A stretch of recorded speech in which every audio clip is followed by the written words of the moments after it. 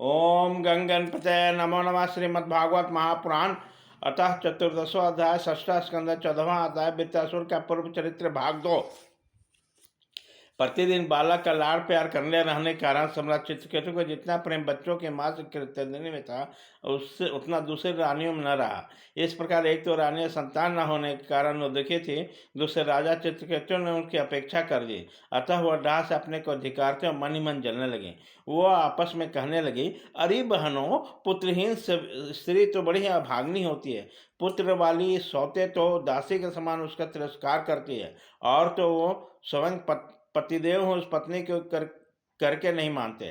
सचमुच पुत्रहीन स्त्री धिक्कार के योग्य है। भला दासियों का क्या दुख है, वह तो अपने स्वामी की सेवा करके निरंतर सम्मान पाती रहती है, परंतु हम अभाग्नि को भी इस समय उनके भी गई हुई बीती हो रही है। आज दासियों के दासी के समान बारंबार तिरस्कार हो रही है। परीक्षित, इस प्रकार वे रानी अपने स्वाद की गोद भरी हुई देखकर जलती रहती थी, और राजा भी उनकी ओर से उदासीन हो गए।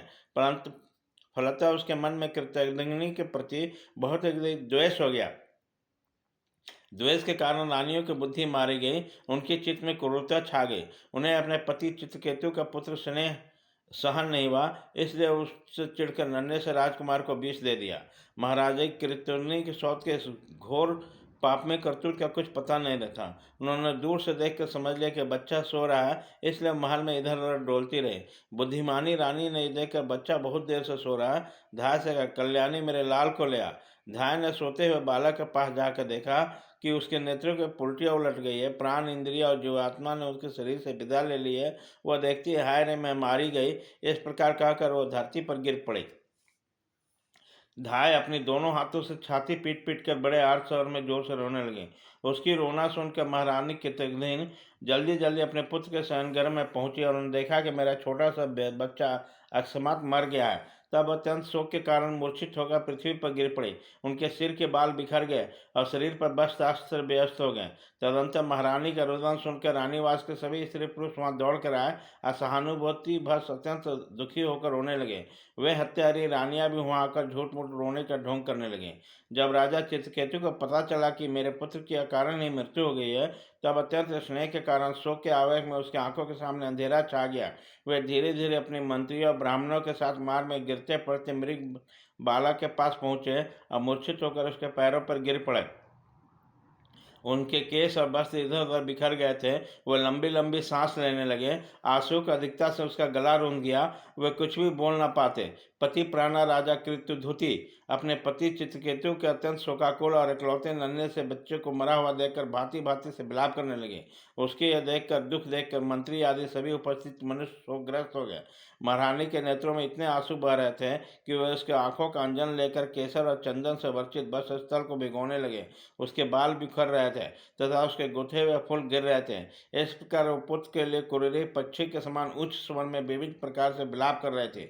वो कहने लगी, अरे विधाता, सचमुच तू बड़ा मूर्ख है जो अपने सृष्टि के प्रतिकूल चेष्टा करता है। बड़े आश्चर्य की बात है, बूढ़े बूढ़े तो जीते रहे, बालक बढ़ जाए। यदि वास्तव में स्वभाव में ऐसी विपरीतता है, तब तू जीवों का अमर शत्रु है। यदि संसार में प्राणियों के जीवन मरण का कोई क्रम न रहे तो अपने प्रारब्ध के अनुसार जन्मते मरते रहेंगे। फिर तेरी आवश्यकता है क्या है? तो उन्हें संबंधियों में स्नेह बंधन तो इसलिए डाल रखा है कि तेरी सृष्टि को बढ़ाए, परंतु तू इस प्रकार बच्चों को मारकर अपने किए के राय पर अपने हाथ से पानी फेर रहा है। फिर अपने मृत पुत्र की ओर देखकर कहने लगे, बेटा, मैं तुम्हारे बिना अनाथ और दीन हो रही हूँ। मुझे छोड़कर इस प्रकार चले जाना तुम्हारे लिए उचित नहीं है। तनी आँख खोलकर देखो तो सही, तुम्हारे पिताजी तुम्हारे वियोग में कितने शोक संतप्त हो रहे हैं। बेटा, जिस घोर नरक के निसंतान पुरुष बड़ी कठिनाई से पार कर पाते हो, उसे हम तुम्हारे सहारे अनायास ही पार कर लेंगे। अरे बेटा, तुम जमराज के साथ दूर मत जाओ, यह तो बड़ा ही निर्दयी है। अब मेरे प्यारे लल्ला, ओ राजकुमार, उठो बेटा, देखो तुम्हारे साथी बालक तुम्हें खेलने के लिए बुला रहे हैं। तुम्हें सोते सोते बहुत देर हो गई है, अब भूख लगी है, उठो कुछ खा लो, और कुछ नहीं तो मेरा दूध ही पी लो। अपने स्वजन संबंधी हम लोग का सुख दूर करो। प्यारे लाल, आज मैं तुम्हारे मुखार बिंद पर भोली भाली मुस्कुराहट और आनंद भरी चितवन नहीं देख रही हूँ। मैं बड़ी अभागिन हूँ।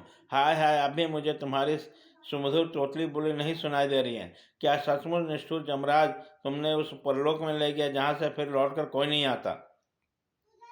श्री सुखदेव जी कहते हैं, परीक्षित, जब सम्राट चित्रकूट ने देखा कि मेरी रानी अपने मृत पुत्र के लिए भांति भांति से विलाप कर रही है, तब वो शोक से अत्यंत संतप्त होकर फूट फूट कर रोने लगे। राजा रानी के इस प्रकार विलाप करते समय अनुगामी स्त्री पुरुष भी दुखित होकर रहने लगे। इस प्रकार सारा नगर भी शोक से चित्त सा हो गया। राजन, महर्षि अंगिरा और देवराज नारद ने देखा कि राजा चित्रकेतु पुत्र के कारण चेतनाहीन हो गई, यहाँ तक कि कोई समझाने वाला भी नहीं है। तब वो दोनों आए। इति श्रीमद्भागवते महापुराणे पारमहंस षष्ठ स्कंदे चित्रविलोप्यो नाम चतुर्दशो अध्याय।